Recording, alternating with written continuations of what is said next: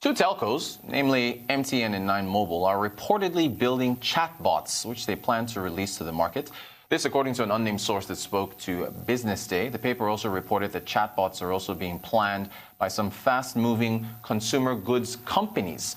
Now, chatbots or rather a chatbot is a software application used to conduct an online conversation. And it's understood that these telcos and FCMG companies are seeking to deepen the customer experience. The question, though, is how will the market react? Chatbots have already been introduced by two Nigerian banks, Leo from UBA and Ada from Diamond Bank, which, of course, has now merged with Access Bank.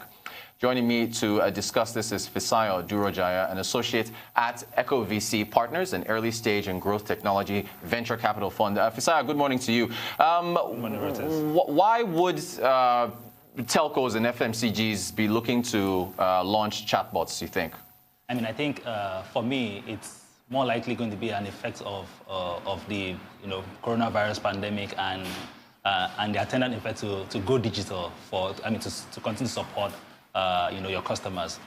So the idea is that since people are not able to move around or walk around to reduce physical contact, you have to figure out a way to ensure that you are still able to support your customers irrespective of what channels they want to contact you through. That's why people are thinking around, using different technology platforms to serve their customers on an ongoing basis. And I believe that's why some are already thinking around things like the chatbots. Okay, now we've got an excerpt here from a 2019 KPMG digital survey, which shows that at the top bar there, or channel usage, 85% of people don't use, in fact, they've never used chatbots. Does this pose a challenge for companies looking to bring them to market? Well, I mean, I don't know how the surveys was conducted, but a lot of people might have used chatbots and not know that they're actually using chatbots. To have conversations with the person at the other side of the line. But that said, I think it's the penetration of chatbots in Nigeria is not deep. Maybe, I mean, it's 5% might be overreaching, depending on the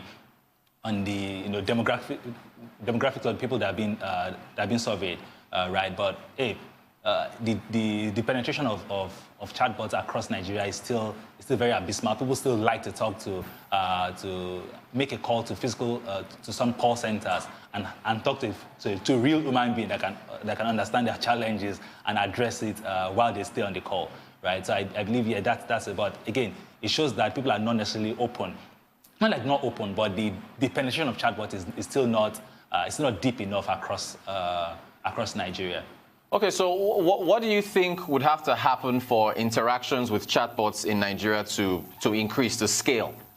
I think the biggest problem is that would consumers feel that these chatbots are actually solving their problems? I've seen a few interactions with chatbots on Twitter, and people are like, no, send me to your boss, right? So there are issues like that where this chatbot don't necessarily, they're not equipped enough to support the kind of requirements that people really want solved, right? So they're able to just solve basic level type things and then just send you a link to go and read or something. But if you want real support or real life solution to your challenges, you probably won't have to deal with it, but you have to probably speak to a real human being. So it means that organizations have to figure out a way to ensure that from the bot level they can really solve problems, which right now they're not able to do. Okay, so should there then be more investment in more sophisticated chatbots that do more than basic conversation, and can that be achieved?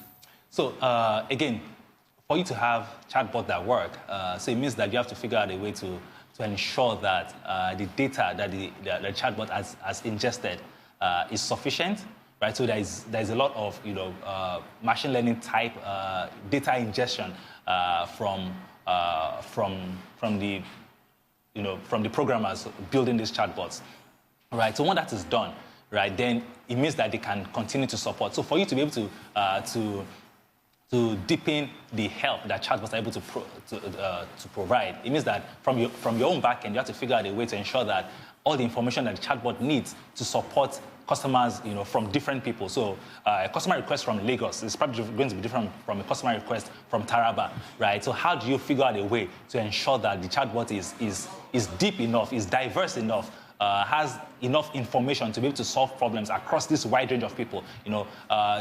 It's a typical problem for a 60-year-old customer.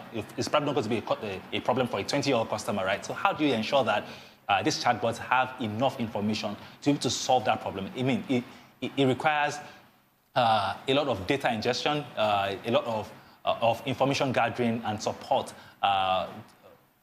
on the back end for the chatbot to be able to support all of this. For you to achieve that, it means that some data analyst type work, huge investment in machine learning has to come into play. Okay, so you mentioned diversity. Yeah. Nigeria is a culturally diverse country. There's several languages. The banking chatbots that I mentioned earlier, the Leo, Ada isn't being used anymore, but at least Leo from UBA, Ada formerly from Diamond Bank, which is now Access Now, they're communicating only in English. How much more expensive would it be on the investment side with everything you've mentioned, data ingestion, analytics, for them to be able to converse in a wide range of languages that are spoken across Nigeria? I mean, it's going to be totally difficult because even, let's take a typical Yoruba language, for instance. There are dialects, across that, maybe additional 50 dialects or maybe 20, if I'm not overreaching. And then there are different people that are able to converse in different level of proficiency across some of these languages. It's going to be very difficult because from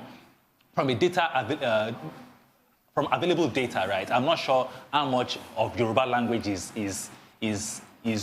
available online that chatbots can interact with. I'm not sure of how much of ethic is available for the chatbot to learn with, right? So these are real key questions that are for the chatbot to be able to support. I mean, people that don't speak English, maybe they can figure out a way to do it in Pidgin or some of the major languages. But when we start going into more dialects and more variations of